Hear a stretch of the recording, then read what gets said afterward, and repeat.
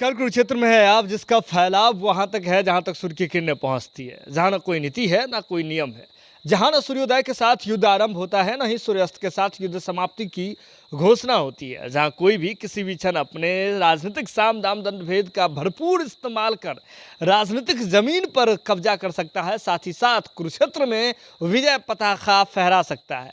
आपको याद होगा कि एक पुरानी कहावत है कि जीतता वही है जो दौड़ता है, यानी कि वही घोड़ा रेस जीत सकता है जिस घोड़े में दौड़ने की काबिलियत हो, यानी कि बैठा हुआ घोड़ा कुछ नहीं, जीतने की तो बात छोड़ दीजिए, कुछ नहीं कर सकता है। और यही बात बिहार के राजनेता भी समझ रहे हैं और समझ रहे हैं कि जीतना है तो प्रदर्शन करना होगा, मेहनत करना होगा, क्योंकि ये बिहार है। बिहार ही वो धरती है जहां राजनीति का तमाम तरह का प्रयोग देखा जाता है, यानी कि जो भविष्य में जिस तरह की राजनीति होगी उसका भी अगर कोई प्रयोगशाला है तो वह बिहार ही है।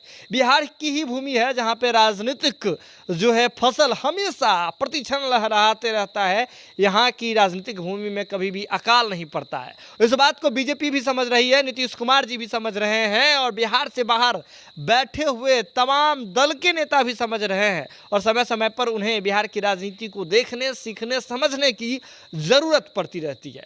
अब देख लीजिए कि बिहार में लगातार एक बड़ी बात यह है कि जब कुछ होने लगता है ना, तो पक्ष हो या विपक्ष हो, हर जगह बदलाव होने लगता है। अब देख लीजिए कि बिहार में एक और जहां कुछ दिन पहले अमित शाह जी आए थे, जो केंद्रीय गृह मंत्री हैं, बीजेपी के ओर से चाणक्य कहे जाते हैं, राष्ट्रीय राजनीति में जोर तोड़ की राजनीति में माहिर माने जाते हैं अमित शाह जी। सीमांचल आए थे, सीमांचल में अपने स्ट्रैटेजी में थोड़ा सा बदलाव उन्होंने किया और आक्रामक बल्लेबाजी तो की, लेकिन आक्रामक बल्लेबाजी की तो सीधे तौर पर केंद्र में रख दिया बिहार के मुख्यमंत्री नीतीश कुमार जी और बिहार के पूर्व मुख्यमंत्री लालू प्रसाद यादव जी को केंद्र में रख करके उन्होंने भरपूर जो है बल्लेबाजी की। यूं तो लग रहा था कि तेजस्वी माफ कीजिएगा कि अमित शाह जी बल्लेबाजी जो करेंगे उसमें धार्मिक बातें जो है शामिल रहेगी, लेकिन अमित शाह जी ने वहां अपनी रणनीति में बदलाव किया था। बिहार है जहां पे आकर के आपको रणनीति में बदलाव करना पड़ता है अगर आपको मैदान जीतना है, क्योंकि यहाँ बड़े बड़े राजनीतिक चाणक्य बैठे हुए हैं।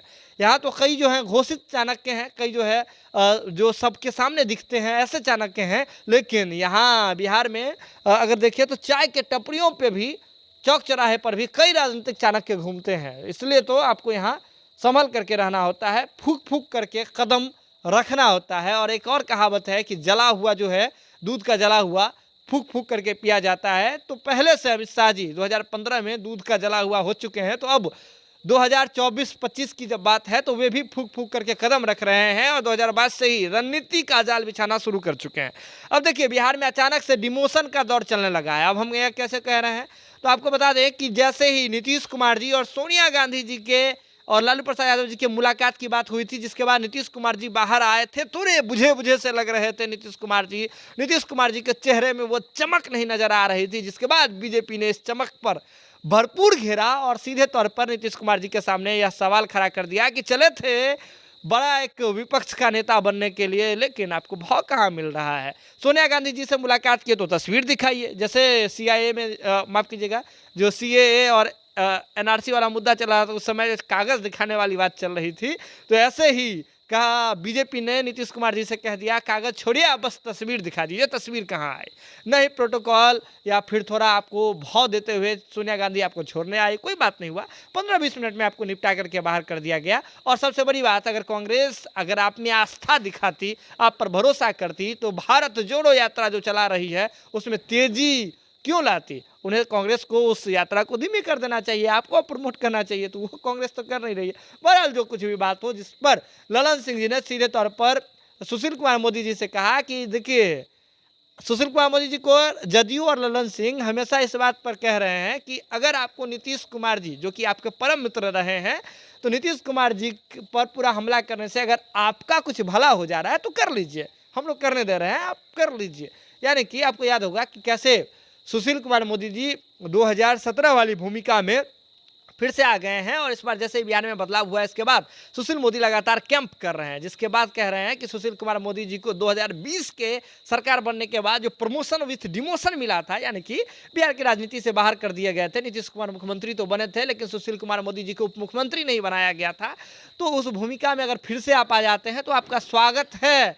इसके साथ ही ललन सिंह जी यह कह दिए हैं कि आप ऐसा बात कर रहे हैं जैसे लग रहा है कि आप छात्र राजनीति से बाहर नहीं निकले हैं और अंदर की खबर ये आ रही है, ललन सिंह जी का कहना है कि अंदर से ये खबर आ रही है कि आपको वापस जो 17 साल पुरानी जो आपकी सीट थी उस पर आपको लाया जा रहा है। यानी कि इस बार प्रमोशन भी डिमोशन नहीं बल्कि सीधे डिमोशन किया जा रहा है, आपको बिहार का प्रदेश अध्यक्ष बनाया जा रहा है।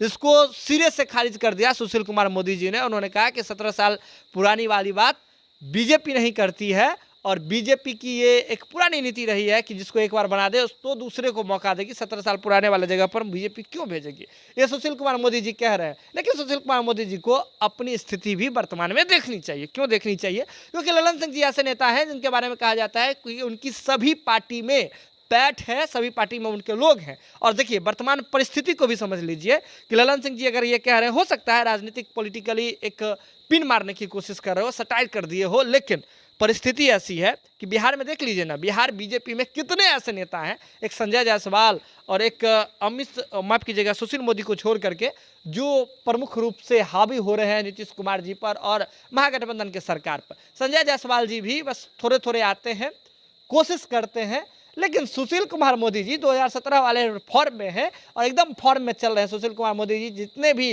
ललन सिंह जी ने आरोप लगाया उसका सिलसिलेवार तरीके से तथ्य के साथ उन्होंने जवाब दिया था। तो इतना फैक्चुअल डाटा के साथ सुशील कुमार मोदी जी ही हैं जो महागठबंधन सरकार के लिए नासूर बन सकते हैं और बने भी हैं और 2017 में उनका परफॉर्म देखा जा चुका है। तो ऐसे में अगर सुशील कुमार मोदी जी को वापस जो है बिहार के अध्यक्ष का जो है अगर सीट दे दिया जाए तो इसमें भी कोई अतिशयोक्ति नहीं होनी चाहिए, कोई मतलब किंतु परंतु या फिर बहुत ज़्यादा अगर कहें तो इसमें डिस्कशन की गुंजाइश नहीं बनती है। क्योंकि बीजेपी जब बिहार जीतना है तो रणनीति में बदलाव करनी होगी और बीजेपी की जो पुरानी नीति है उससे बीजेपी बदल सकती है। अब देखिए ना, जब अमित शाह जी अपनी नीति में बदलाव कर सकते हैं तो सुशील मोदी जी को बिहार का अध्यक्ष ही बना दिया जाए तो क्या इसमें मतलब कहाँ डिस्कशन की गुंजाइश हो सकती है? जब शीर्ष नेता कर सकते हैं तो बिहार वाले नेता वो क्यों नहीं कर सकते हैं?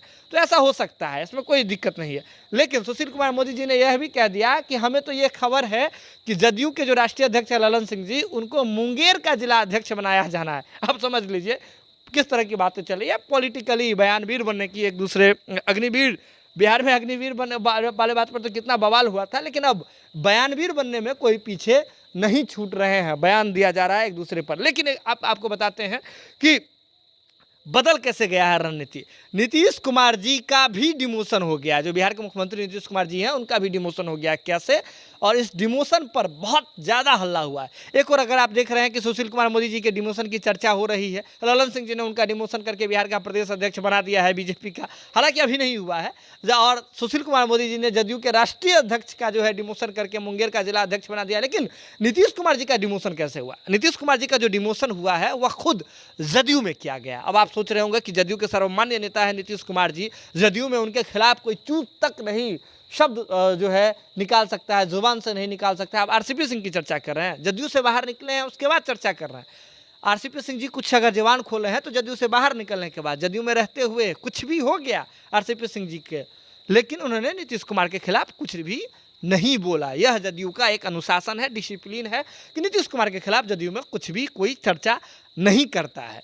अब आप ऐसा होना भी चाहिए, पार्टी में एक अगर कहें तो एक समर्पण का भाव होना चाहिए। अब देखिए क्या हुआ है यहाँ पे कि जदयू दरअसल आपको बता दें कि आज 27 तारीख कल था, तो 27 तारीख में जैसे आपको याद होगा कि सतर्कता एवं जागरूकता अभियान जदयू चला रही थी, पूरे राज्य भर में प्रखंड स्तर पर चलाया गया। और उसमें जो बिहार का जो राजधानी पटना है और जदयू मुख्यालय से एक रथ जो है रवाना किया गया। और इसके बाद आपको मार्च करते हुए भी नजर आए थे प्रदेश अध्यक्ष उमेश सिंह कुशवाहा, बिहार के प्रदेश अध्यक्ष हैं जनता दल यूनाइटेड के, काफ़ी ज़्यादा सक्रिय रहते हैं, तो वे मार्च करते हुए दिखे थे। ललन सिंह जी मार्च करते हुए दिखे थे, उपेंद्र कुशवाहा मार्च करते दिखे थे। सतर्कता एवं जागरूकता, यानी कि उसमें कोर में ये बातें थी कि जो बीजेपी धार्मिक उन्माद फैला रही है, सामाजिक सौहार्द बिगाड़ रही है, इसके खिलाफ सभी सतर्क हो जाइए। यानी कि समझ लीजिए बीजेपी के खिलाफ पहली बार ऐसा मार्च जदयू ने निकाला। लेकिन जब रथ निकाला गया ना तो उसमें एक मिस्टेक हो गई। कैसी मिस्टेक, जिस बारे में हम चर्चा कर रहे थे। पहले मिस्टेक की चर्चा कर लेते हैं, इसके बाद आपको बताते हैं कि उसके मायने क्या हैं। दरअसल रथ जो निकाला गया उसमें महाभारत का सीन दिखाया गया, जो जिस कुरुक्षेत्र में अभी हम लोग हैं इसमें चर्चा कर रहे हैं, तो उसी प्रकार का महाभारत का एक चित्र जो है दिखाया गया। उस महाभारत का जो तस्वीर था उसमें कृष्ण की भूमिका में, सारथी की भूमिका में ललन सिंह जी दिखे और अर्जुन की भूमिका में नीतीश कुमार जी। नीतीश कुमार जी हाथों में तीर पकड़े हुए हैं, ललन सिंह जी रथ चला रहे हैं और यह रथ जो है रवाना किया गया है बिहार भर में। अब आप समझिए, यहीं पर थोड़ा सा इफ बट वाली बात आ जाती है। उस तस्वीर में ये दिखा दिया गया कि श्री कृष्ण की भूमिका में जो है वे ललन सिंह जी हैं, ललन सिंह जी सारथी हैं, और अर्जुन की भूमिका में वे जो हैं नीतीश कुमार जी हैं, वो हैं। अब बात समझिए यहाँ पे क्या दिक्कत है कि सीधे तौर पे समझे, महाभारत काल को देखें, याद करें तो गुरु के रूप में ललन सिंह जी हैं और चेले के रूप में अगर देखें तो नीतीश कुमार जी आ जाते हैं। तो ऐसे में आपको दिख रहा होगा कि किस तरह से यह एक बड़ा मिस्टेक कहें या फिर इस वहाँ तक नहीं पहुँच पाने की बात कहें, कुछ भी आप समझ सकते हैं। इसके बाद बीजेपी के जो प्रदेश अध्यक्ष हैं संजय जायसवाल जी, उन्होंने खूब जम करके घेरा है। और अमित शाह जी जब आए थे पूर्णिया, माफ़ कीजिए, पूर्णिया में जब उन्होंने रैली की शुभारंभ की थी तो उस समय उन्होंने कहा था, ललन सिंह जी नए नए नेता बने हैं, तो ललन सिंह जी ने कहा था कि अमित शाह जी जब संघर्ष कर रहे थे तो उस समय अमित शाह जी जब 10 वर्ष के थे उस समय वे राजनीतिक संघर्ष कर रहे थे। अब इसी बयान पर, इसी मुद्दे पर जम करके घेरा है। आपको बता दें कि बीजेपी के प्रदेश अध्यक्ष संजय जायसवाल जी सीधे कह रहे हैं कि 1974 से लेकर के 1995 तक जिस सक्रियता के साथ ललन सिंह जी थे, उम्मीद है कि नीतीश कुमार जी अब ऐसे ही सक्रिय होंगे। बात समझिए, उन्होंने पॉलिटिकली सटायर कर दिया। दरअसल नीतीश कुमार जी 1974 से 1995 तक काफ़ी सक्रिय थे, राजनीति में उनका बड़ा योगदान रहा। जेपी आंदोलन के बाद आप समझ रहे होंगे तो उस समय ललन सिंह जी की चर्चा भी नहीं थी, कहीं थे भी नहीं। लेकिन जब गुरु बना दिया गया है जदयू की ओर से ललन सिंह जी को, और नीतीश कुमार जी को चेला बना दिया गया है, यानी कि नीतीश कुमार जी का डिमोशन कर दिया गया है, तो उसके बाद बीजेपी इस मौके से कैसे चूक सकती थी। हालांकि एक और बड़ी बात है कि महागठबंधन में अब 2-2 कृष्ण हो गए हैं, 2-2 अर्जुन हो गए हैं।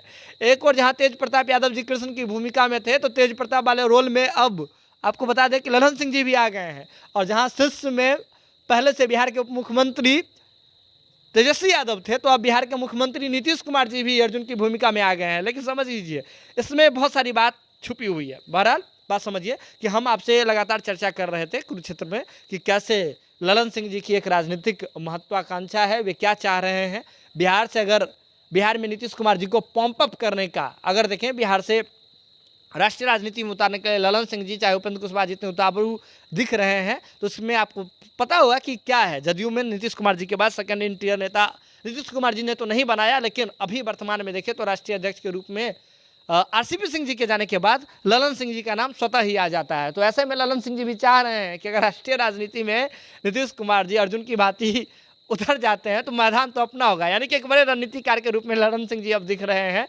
और हम लगातार कह रहे थे कि कुछ फैसले में जदयू में कमी आ रही है, जदयू की जो रणनीति जैसी होती थी उस रणनीति में कहीं ना कहीं कमी आ रही है। नीतीश कुमार जी प्रशांत किशोर जी से मुलाकात करते हैं, सोनिया गांधी से मुलाकात करते हैं, सबसे मुलाकात करते हैं, लेकिन मुलाकात के बाद भी उस तरह का प्रेशर जो नीतीश कुमार जी जिसको बिल्ड कर सकते थे वह नहीं कर पा रहे हैं। तो कहीं ना कहीं ऐसा लग रहा है कि नीतीश कुमार जी थोड़ा एक जो ट्रैक था नीतीश कुमार जी का चाणक्य वाला, उससे डिरेल चल रहे हैं। तो अब ऐसा दिख रहा है कि ज्ञान कहाँ से मिल रहा है, किस कुरुक्षेत्र में कौन खड़ा होकर के आपको उपदेश दे रहा है और नीतीश कुमार जी कहाँ एक्ट कर रहे हैं, चीज़ें समझ आ रही है। राजनीतिक महत्वाकांक्षा सबकी अपनी है, लेकिन डिमोशन हो गया है, बहुत ज़्यादा डिमोशन हुआ है। और बिहार में एक साथ सत्ता पक्ष हो या विपक्ष, दोनों में डिमोशन हुआ है। लेकिन तेजस्वी यादव जी का तो प्रमोशन हो गया, नीतीश कुमार जी ने तो प्रमोशन कर दिया। अब समझ सकते हैं नीतीश कुमार जी बड़े मन से यह कह देते हैं कि संबोधन में एक मिस्टेक कर देते हैं और तेजस्वी यादव जी को मुख्यमंत्री कह देते हैं।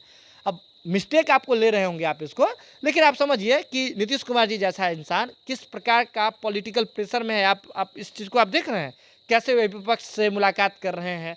जदयू के लोग हो या बिहार के और भी नेता नीतीश कुमार जी के जो साथ रहने वाले, राजनीति करने वाले हैं, लालू प्रसाद यादव जी हो, तमाम लोग उन्हें राष्ट्रीय राजनीति में भेजने की कोशिश कर रहे हैं। नीतीश कुमार जी का इक्का जो है वहाँ पे फिट नहीं बैठ रहा है, राष्ट्रीय राजनीति में फिट नहीं बैठ रहा है। मुलाकात कर रहे हैं लेकिन उस ढंग से जो है स्वागत, उस गर्मजोशी से स्वागत नहीं हो रहा है। इसके बाद बिहार में जो महागठबंधन में उनके सहयोगी हैं आरजेडी, उसके नेता और आरजेडी की ओर से एक मतलब खुली जुबान से नहीं कहा जा रहा है, कई बार तो खुले जुबान से शिवानंद तिवारी जी तो कह भी दिए, लेकिन लालू प्रसाद यादव जी क्या कर रहे हैं, नीतीश कुमार जी तो इतने बेवकूफ़ नहीं है कि नहीं समझ पाए।